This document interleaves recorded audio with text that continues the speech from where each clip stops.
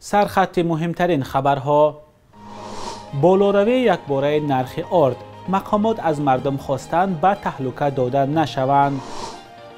اعتراضها در روسیه علیه حمله به اوکراین و نامه وزیر کارهای داخلی تاجیکستان به مقامات روسیه در رابطه با زنازنی مهاجران تاجیک و قرغیز.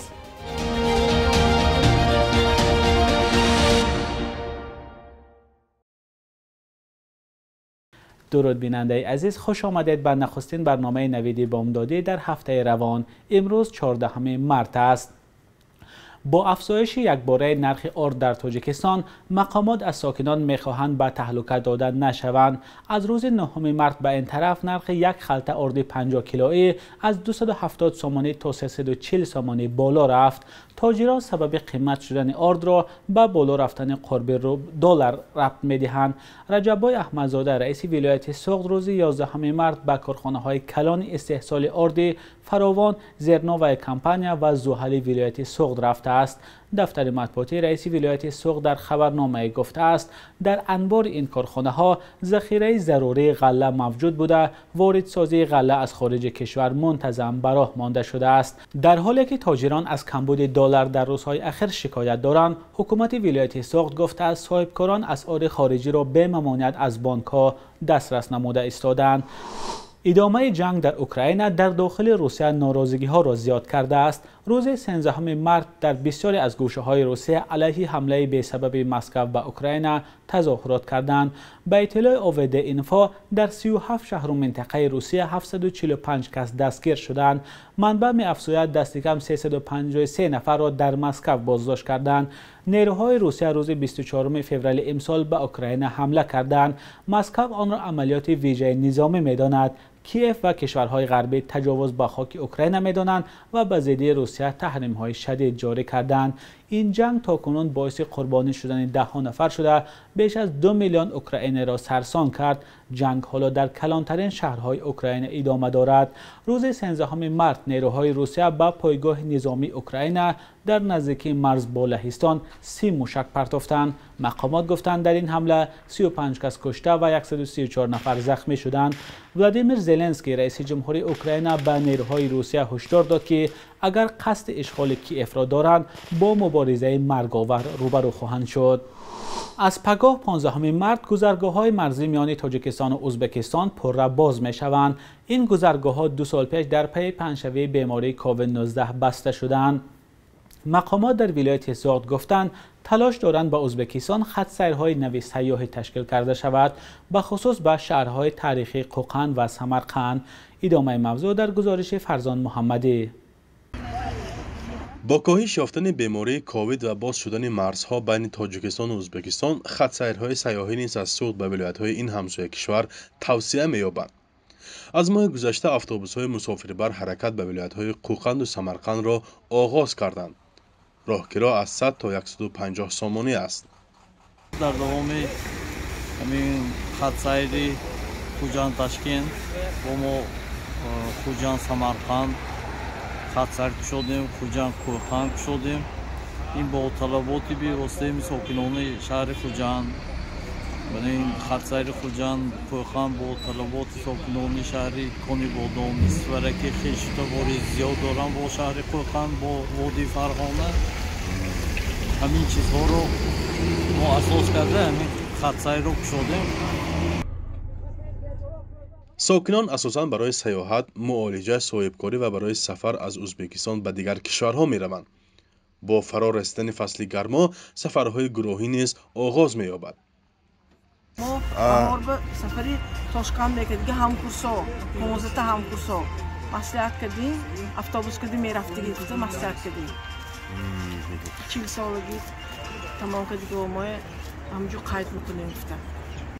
مسافرکش‌ها میگویند با بسته ماندن مرز قرقیزستان، این سمت برای ساکنان راه یگانه برون رفتن از کشور و برای حل مسائل روزگار گردیده است.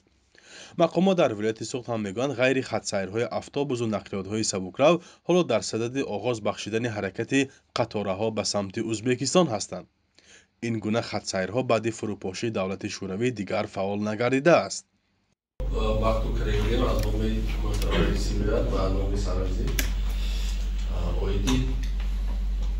تکرار نمودیم خسری، سیاهی، اندیجان، حجت، سمرقند و خورا وایدی مسئله برای کارخانه وایدی دفتر وایدی تاجیکستان با همکاری خود با جمهوری ازبکستان همکاری کردن قریب مسئله هم حل شدگی.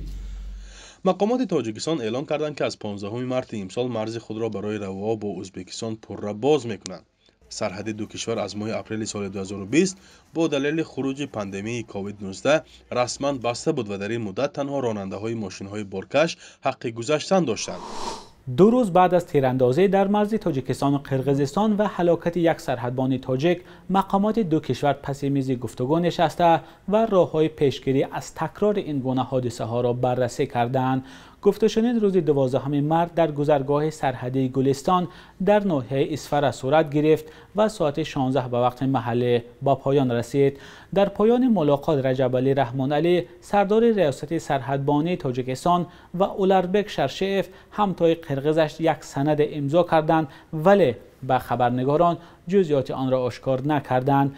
یک نماینده هیئت تاجیکستان بدون ذکر نامش به رادیوی آزادی گفت فرماندهان نیروهای سرحدی اظهار باوری نمودند که امنیت هر دو کشور در خط مرز دولتی حفظ کرده می شود. من بعد سرحدبانان هر دو کشور نتیجه سازشنامه را رعایت می کنند تا مردم آرام و آسوده در خط سرحد زندگی کنند. افزود همصحبت رادیوی آزادی.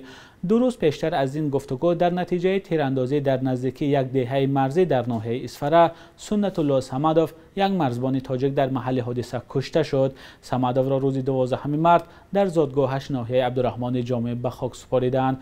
بسیاری از کاربران شبکه‌های اجتماعی در تاجیکستان از مقامات خواستند تا هلاکت این سرباز تاجیک موشکافانه تحقیق کرده شود. مقامات دو طرف همدیگر را به برانگیختن مناقشه متهم کردند. تیراندازی شب 11 مارت ادامه کرد و چندی از خانه‌های ساکنان جماعت چارکو هم آسیب دیدند. وزارت کارهای داخلی تاجیکستان روز 12 مارت خبر داد که قضیه زنازنی مهاجران تاجیک و قرقیز را در روسیه زیر نظارت دارند. جنجال گروهی روزهای 8 و 9 مارت امسال در کارخانه کارکرد گاز امور و مجمع گاز کیمیاوی امور روی داده است. وزارت میگوید رمضان رحیمزاده وزیر کارهای داخلی نیز در این زمینه به همتای روسش نامه فرستاده خواسته است قضیه را سریع وقت تفتیش کرده تحت نظارت جدی بگیرند. در گذشته نیز بین مهاجران کشورهای آسیای مرکزی در روسیه بر سر کار و پول مناقشه سر زده است، ولی حادثه اخیر را در پس منظر جنجال‌های مرزی تاجیکستان و قرقیزستان نگران کننده ارزیابی میکنند. بخش یک روز تاریخ را همکارم خرامان بقازاده تقدیمتان میکند که مهمترین تحولات تاریخی در روز 14 مارت را فرا میگیرد.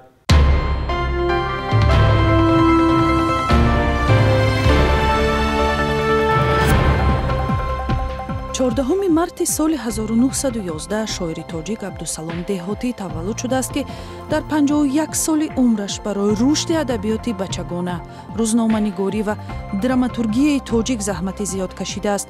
шеъраш «Баррачеки масти манро» мунаққидон яке аз беҳтарин намунаҳои шеърҳои тасвирии кӯдакон меноманд. дар ҳамқаламии Мирзо Турсунзода драмаи мусиқии Хусрав ва Ширин, мустақилона либреттои операҳои Шӯриши Восеъ ва Комдева Маданро навиштааст. дар такмили фарҳанги забони тоҷикӣ хидмат кардааст. 14 марти соли 1942 қисми аввали корхонаи насоҷии шаҳри Душанбе ба кор шурӯъ кард, ки дар солҳои шӯравӣ ба як корхонаи муҳими истеҳсолӣ табдил шуд. сохтмони пурраи корхона соли 1966 ба анҷом расид, ки дар он маҳсулоти мухталифи пахтаӣ тавлид мешуд. баъди пошхӯрии шӯравӣ корхона ба насоҷии тоҷик табдили ном кард ва бо дастгоҳу мошинҳои навтарин корро идома дод.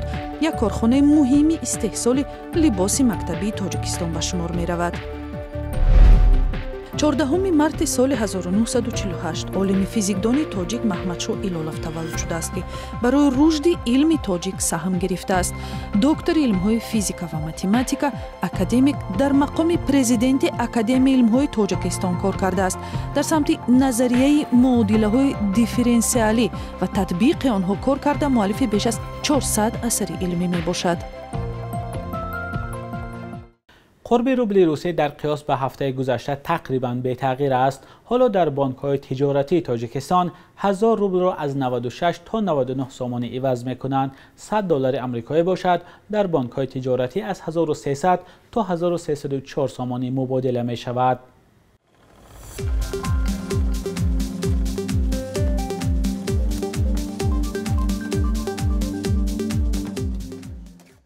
بیننده عزیز، مهلت جدا شده برای برنامه نوید به انجام رسید. تشکر که با ما هستید.